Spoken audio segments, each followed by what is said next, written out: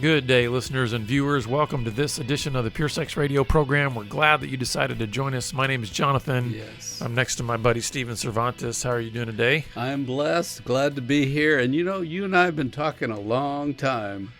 Yeah, we have. I was just thinking about that the other day. We've got over 20 years of history. Oh my goodness. Together, and so that means one of us is getting old. It's true. But you know, the whole idea we talk about men and relationships and growing and emotions, being open and honest, being healthy. Hey, we might be like, you know, a living display of attempts at health. I have to tell you this. I love not only the amount of history that you and I have together, but just the seasons of history. Like just you've been in my life, my entire kids' lives. So like I knew you before my oldest daughter was born. Wow. And she's about to turn 21. So it's kind of cool to me that so are you saying I'm like a big kid in your life? And did I get that right? Sometimes? You're like a big brother in my life. There you go. And so I do think I think it is important to have people that you've traveled a long time with. Yes. You know, I think sometimes, especially in the world we're living in today, yes, relationships, they just come and go so quickly, and sometimes we don't have a lot of people that we can, other than family, that we can say, hey, we've been through a lot together. And you got to fight for that. I really believe you got to fight to hold on to some of those old, long relationships, because people move away, then they get distracted, and it's like, who knew me early in the battle of life? You know, right. Who's been on the journey a long time? Yeah. So I guess you want me to launch, or you want to do some details? Yeah, no, I think we're ready to go. I do want to just let the listeners know, please. Hey, wait a second. Steve's got. I thought you turned that off. I thought I turned that phone off. I deeply apologize. I stopped a minute ago. Keep going. Let's not start the like I said, one of us is getting old. What the heck? Let's put this thing on sleep. Okay, sorry. I would tell you. This is a real live. I was going to say, I would tell you that I will cut that out, but you know, we never cut anything Why? out. So. Okay. Thank you. Anyway, after you have listened to this well-produced program, please rate and review the podcast. Give us 5 stars. We made you laugh. You know, we're something. You know, that's right. All right, but we're going to talk about fear, right? Yep, we are. I'm afraid right now. I'm afraid of phones going off in the middle of a podcast. Oh, that's good. So I launched now. Are you good for me to go? Yeah. You know, I've been thinking about fear a lot, because it seems like fear is a very healthy thing to have. If a dog is running to bite you, or if you're going down a dark alley, or, you know, if you're on the edge of a cliff, you should be fearful. Fear warns us. But it's when that fear becomes its own little program, and that program lives inside us, that it's a problem. And I don't know if you've heard this much, but even this week, this guy said to me, I have a very dark place in my head.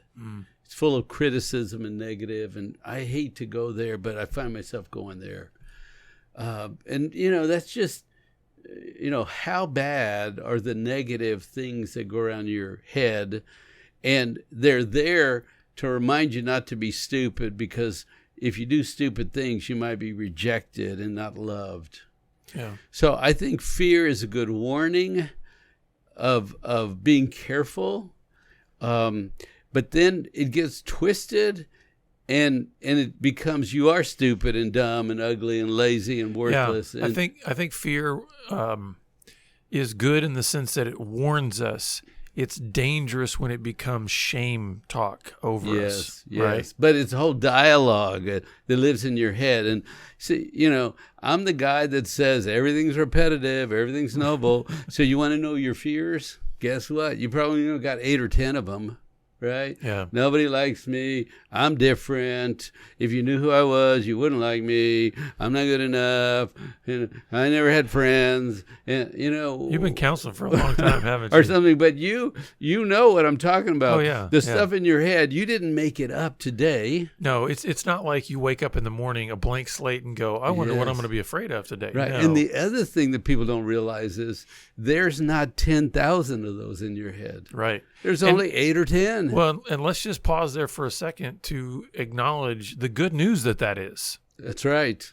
that, listen, it may feel at times like you've got 1,000 different fears, when in reality, if you take the time like we're going to do today to sort of unpack that, you'll realize, well, actually, it's maybe just this one fear that likes to shout 5 different things at me. Does that make sense? Yeah, it's very definable, and it comes from your past. If you were yelled at and called stupid when you were a child, now the fear says, don't be stupid. Why are you stupid? You're always stupid, right? Mm-hmm. Or if nobody had time for you when you were a kid and you couldn't figure out life, and it's like, I'm not worth somebody finding me and helping me, and I'm not worth anybody's time because nobody took time for me, so I concluded so the truth is, you're not worth their time. Don't bother them. They're big important and you're nothing, right? If you could write down the 8 or 10 things that live in your head, you could have a different life. But most of us don't stop and write them down and realize, I have 6 or I have 8 or I have 10, but I don't have 5,000. And guess what? They don't grow. And you don't generate new fearful thoughts. If you do, it's for the situation, and then when the situation's gone, it's over. It's like, man, that was a wreck, and we almost collided, and then I got scared. Well, I'm past that now. I'm sailing down the highway, laughing and telling my joke. That doesn't live in your head. It's what happened to you early in life when you were confused, and people spoke things, and then you interpret them, and now you repeat things that are terrible, and they live in your head. So we're talking here then more about some of those fears that got kind of locked in during development. That's right. That's exactly. And if you look at all the ones that torment you, they all got locked in. Yeah, and even those you wouldn't say, that started when I was 40. No, that's right. That's right. Yeah, you could tell a story. I got fired because I took something home from work and I got fired. I was 40. It's like, okay, get another job. You're 40. You're not 8. You're not 6. Do something different. You're an adult. You have permission. I always say, you got permission. You have car keys. You have a credit card. Go do something. Be an adult. Don't sit around and, I don't know what to do. I don't know what to do. Yeah. So anyway, I thought I was going to say, I guess I'm trying to be a little more transparent on these shows sometimes. Do you know when I was going bald, when I was 26, I had this fear that no girl would marry me. Because, who wants to marry an old bald guy, And I'm like, it was earlier than that. It was probably about 24 now that I think about it. And, the other thing is growing up, I had no talent. I got no athletic ability. I can't run. I can't jump. I can't dance. I have ADD. I can't hardly read. I fumble around. I mean, I got no talent here. I'm in trouble, folks. And sometimes I feel like, am I smart enough? Am I good enough? Are you going to laugh at me and say, yeah, well, that's stupid. And then I'll say one other thing. Then I want you to say some fears, and we'll just talk about fears, if that's okay. Sometimes I tell Jonathan before the show starts, you read this paragraph, okay? You read it. Because I have ADD, ADHD, and I get excited. And I start jumping over words. I'm so excited to do it that I start jumping over words. And then I have to go back and slow down. It's like, nah, Jonathan, you read. You don't do what I do. So y'all don't know this, but that's a fear. I don't want to embarrass myself and fumble over words. Mm-hmm. As you were saying that about going bald, it made me think of it was probably good that I didn't have this beard when I met Elaine, because we may not be married today. So she's not into the mountain man look. After 25 years, she's like, yeah, well, it's all right. No, but I think a lot of my fears have always revolved around what other people think of me.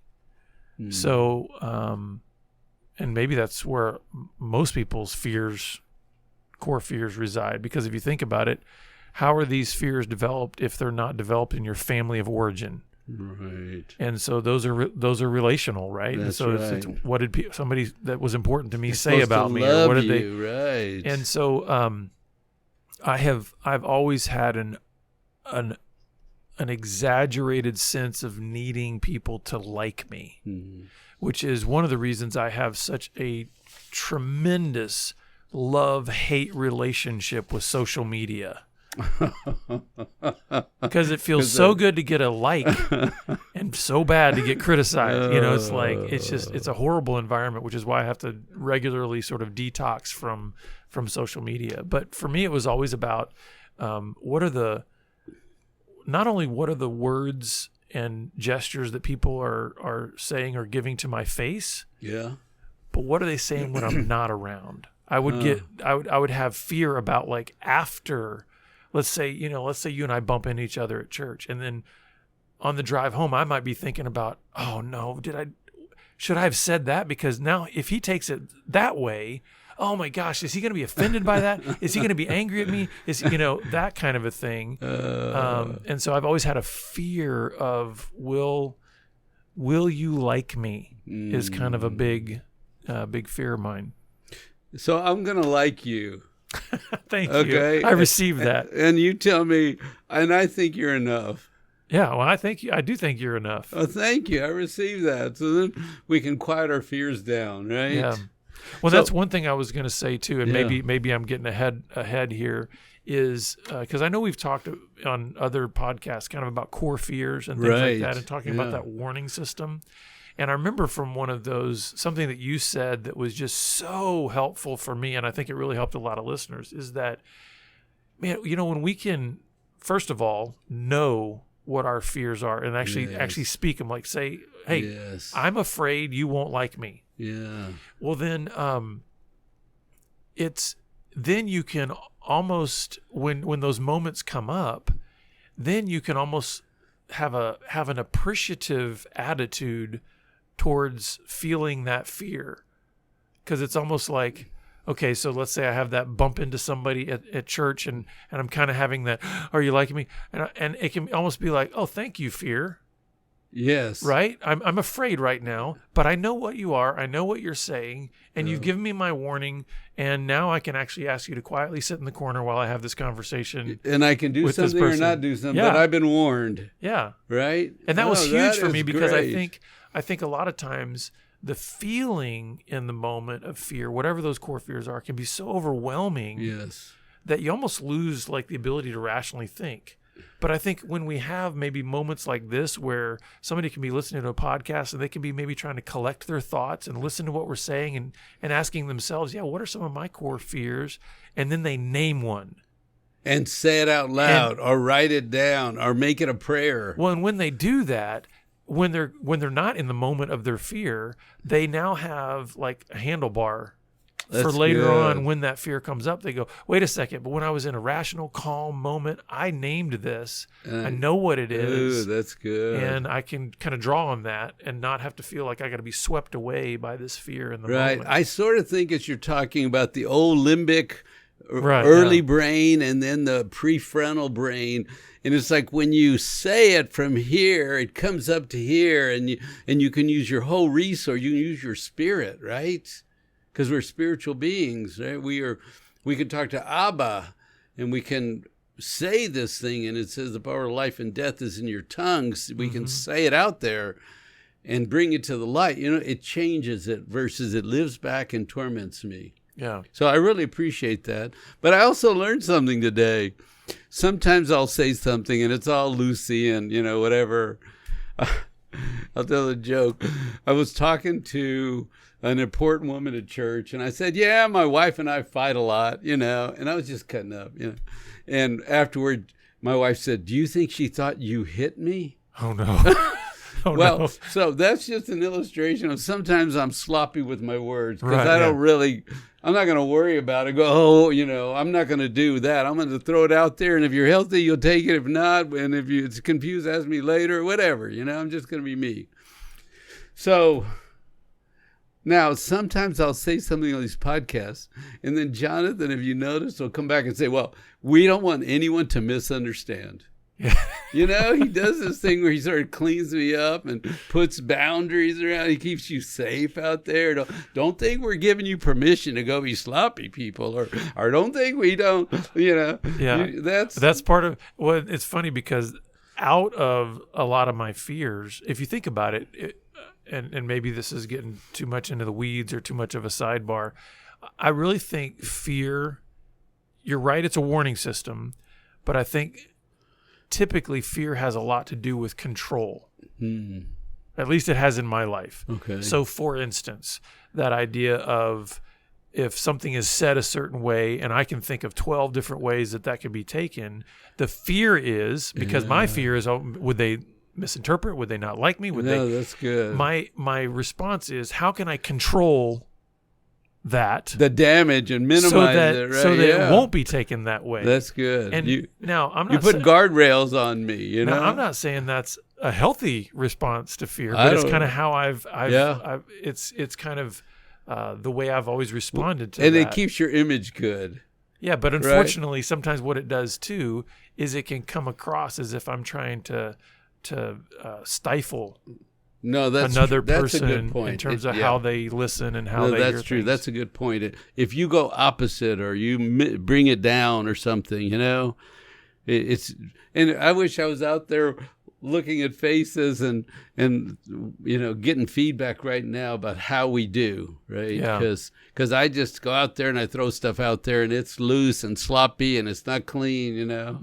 And then you pick it up and clean up so it doesn't get, you know, too messy or hanging out there. And it's like, so we're talking about fears, and the whole idea of everybody has fears. If you bring them to the light, you live freer and lighter. They don't live in dark places in you. And if you realize they're limited, there's only 8 or 10 of them, and they don't have power. They can only repeat themselves. You know, that person's they're going to think less of you, you know? They're going to think less of you. Oh, they're going to think less of you. They are going to think less of you. They are going to think less of you. They're going to think less of you. I mean, you understand? It doesn't do anything but repeat itself, right? You know? And, you know, mine is, you know, they think you're not that smart or you're not good enough, you know? They don't think you're very good enough, you know? It's like, well, it's like they just over and over again. And so when you realize they're there, they came from our childhood, they live to warn us to don't be stupid, don't do dumb things, don't let that happen to you. You want to be loved now, right? Make sure you're loved. So if we can say them, it's helpful.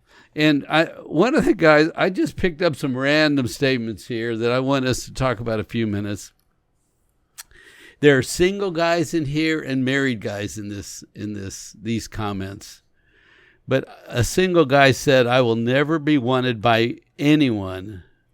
Not even God will want me." Wow. You know, if your parents didn't want you, think about the guy we talked about on the last show. Nobody wanted him. Nobody liked him. He was a loner. And so why would even God want to mess with him? Yeah. And I mean, how powerful is that in terms of driving out hope?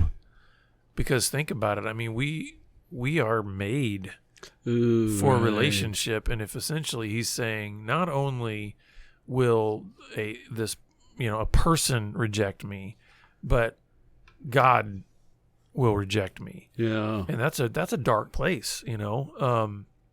And think about how that fear then can control so much of that person's life. Because if that fear is allowed to not just be a warning, but actually be a kind of the driving voice in his life, think about the decisions he's going to make about whether or not he's going to pursue a relationship, whether or not he's going to pray, whether, you know, just so many things. It's like it starts to affect behavior in a really, in some ways, if you think about it, if these fears are allowed to be, if I could put it this way, obeyed.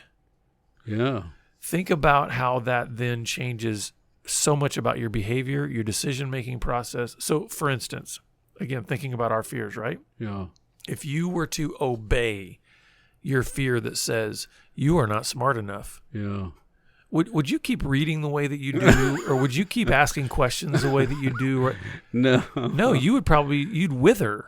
Yeah. You would actually become an unintelligent man, right? Because you would believe that lie. Yeah. And you would hear that be fear. Stunted and if you obeyed that fear, if I obeyed that fear, I'm so afraid of what people think of me. Would I be doing the ministry I'm doing? Right. I mean, listen, I already know there's a lot of people that don't like me, you know, so I think that's another thing that we need to recognize is that fear can be a warning.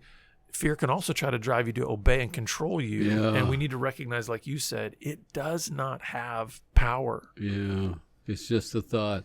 But I already know there's a lot of people that don't like me. And then you have to go, but I like me and God likes me. And that's a pretty good combination. So, all right, the rest of you guys, you can squawk all you want or something, right? You have to, because that fear will come up. And shouldn't we answer the fear or push the fear? In some ways, I think the way that I'm a long way from doing this as consistently as I would like, but I think a lot of times when it comes to me trying to know how do I respond to these fears in a better way, when I was younger, I would, let's just put it this way, I would almost kind of get in an argument with my fears. Okay. Like trying to beat them up, kind of a little bit. It's exhausting, and you never take them out, right? Well, I mean, a little bit like what you're saying. Like, okay, so let's say somebody said or did something that made it clear they were not friendly towards me. I might get in a place where I would almost be combative in my own mind of like, they don't know me, and you know what? I like me, and God like me. I don't care what they. Almost in a really petty, sort of childish way, but not from a peaceful place, right? No, and now I try more now to have more of an empathetic approach to. So let's say if a fear is riling up in me because somebody did an unkind thing toward me or basically said, I don't like what you're doing, instead of just going, either feeling really offended by that or being crushed by my fear, I might go, I wonder what's going on in their life. Like, Amen. They may be having a bad day. Amen. That's great. And yes, it's true. That person may not even know me. Yeah. But does that mean that I need to now have some kind of antagonistic viewpoint towards them? So there's a rule, and it goes like this: whatever you say is all about you. So when someone comes up to you and says, "I don't like you," oh, I see what you're saying. The rule is whatever you say is all about you. Yeah, maybe there's a little me mixed in here. And so let's say 90-10. Yeah. Well, I don't like the way you emphasize this and don't emphasize that. Is that about you or me? Oh, that's about you. And I can't believe you spend the money over here and you don't spend the money over there. Is that about me or you? That's you. Yes, sir. So we go right down. Every complaint is about them. Mm-hmm. So when people start complaining, I remind myself, everything you say is really all about you with a little me thrown in. Yeah. Well, I find it interesting if that could even be applied to kind of the dialogue we have with our fear. Almost like, hey, and maybe this is doing too much to personify fear, right? Okay. But in other words, let's say, hey, your fear is telling you you're not enough. Okay. And then you can say, well, wait a second, who's that about, me or my fear? And you're doing your right? job, fear. That is you doing your job. And so I don't know if that principle applies, but as soon as you said that, I thought, why don't you throw it back on your fear and say, wait a second, you're talking about yourself. That's exactly right. But it just helps me with people. Yeah. Because people come in mad, and they come in hurt, and they come attacking. And I mostly remember, sometimes I get caught up in the moment like everybody else. But this guy, I worked in a planning department at one time, and we used to copy plats, subdivision plats is what they're called. This guy came up, he said, I can't believe what kind of government agency is this? How incompetent. I mean, he's yelling, and all the secretaries are moving back. And I move up to the counter, and he says, I hate government. I hate the way government works. I mean, he just goes on this 5-minute rant. And I'm thinking, this is all about you. This is a great show. Man, your volume, your face. I'm just standing there. And then after he got off his rant, I said, well, and how can I help you? What can I do for you? Well, this subdivision plat was supposed to be filed, and I can't believe it. I said, let me make you a copy right now. So I just went and got him a copy. And he changed. Yeah. Because I did not get opposite him, because I held a neutral, calm place. He matched me rather than me match him. And I think about this in terms of just even what the Proverbs say, right? A gentle word turns away wrath. Yes. That's good. And that may be another thing that's important for us to remember as we're trying to sort of wrestle with our own fears. Yeah. Is if we go into fight mode, guess what? The fear is going to take us down. In other words, we're going to be elevating to that level of intensity. That's right. That's good. If we, like you said, kind of keep that neutral position and say, let me be the calm word in this situation.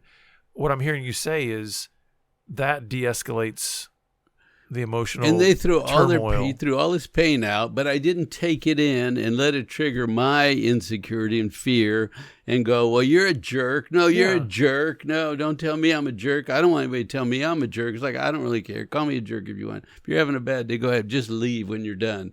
And so I can have my life back, Yeah. So I hope people are thinking about their fears and realizing we all have them. They started in our youth. They're finite. They're not overwhelming. We can manage our fears much better. And if we'll just turn and pray, And and I think too, I think something that's really important too is just what you and I have done here.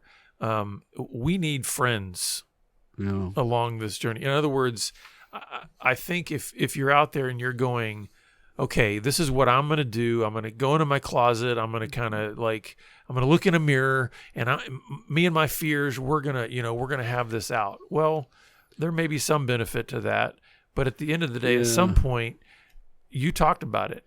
The power of life and death is in the tongue. Mm-hmm. You can speak things out loud into a mirror, and that can have a certain effect. I think it's going to have a much more powerful effect if you speak those things out with a friend or with a counselor or with a pastor or with somebody that you can say, I need to articulate what has been trying to rent space in my head and control my life. And these two guys on this podcast said it doesn't have to control me. It doesn't have that kind of power. And I want to be able to change. And I think just speaking those things out, we can start to have conversations. And not fighting against. People say, well, don't look at it. It's bad. Or call it the devil. Right. It's like, it's been with me all my life. I remember when I got yelled at and called us, why are you calling it the devil? Oh, it's the devil. It's like when people don't know what, they don't understand well, everything's the devil. Ironically, that's a fear in itself. Right? I'm afraid I don't know what to call this. I'm going to call it the devil, right? I mean, so name that fear too. So so it's important not to fight it. And that was where I came up with the idea of I turn toward and say, hey, fear, good job warning me. Thanks. You can sit back down now. You did your job. Mm-hmm. Because I don't think we can make our fears go away because we can't make our stories go away. Right. We can't make the things that happen to us go away. And that language is connected to a story. But I think the good news here is that there can be personal emotional growth and spiritual growth along the way. For instance, even just what I shared earlier, you know what? I can recognize now the difference between how I would respond to my fear 20 years ago and how I respond to it now. Guess what? You're right. That fear's still there. But I don't have to respond to it in a petty, immature way anymore where I think I'm just going to try to punch it in the nose enough and it'll go away. Now it can be like, hey, you know what? I wonder what this person is going through in their life. And kind of like you said, the guy at the counter. Okay, once you kind of go through your little dance, how can I help you? And that way, I think a little bit of what you're saying here that's so powerful is another component of fear that's so dangerous is fear in some ways wants to make it all about me. Yeah. And you even mentioned it, right? If I'm saying something, it's all about me. And so if we can kind of shift that and say, fear warned me, I heard it, I'm not going to be overwhelmed by it, and I'm not going to make it all about me. Yeah, that's good. Then I think we can move forward in our lives and not be debilitated by those fears. So that's Jonathan's recommendation. I was listening to a podcast, and this person was talking about writing stuff down. So I'd like to give you a challenge. If you're a fearful person, I'd like for 7 days for you to write for like 15 minutes and just say, okay, God, I'm going to write my fears, and I want you to show up and help me with my fears. Bring them to mind. Let me write them down and just write down anything and everything that comes up so that you can see them, so then you can say them, so you can confess if there's any sin, and you can bring it to the light and you can cry out. So learning our systems is critical. Yeah, and one final thing is, we've done a couple of other podcasts on fear. And so you can just search back through our archives about, I think one of them was about core fears and some of that kind of stuff. And so hopefully that will be helpful. But if you would like some more help, even just needing somebody to talk to, please reach out to us. We'd be happy to come alongside you in your story and help you unpack your fears and live a more confident life in Jesus. Amen. And so thanks for being with us, and we'll see you back here again next time on the Pure Sex Radio program. God bless.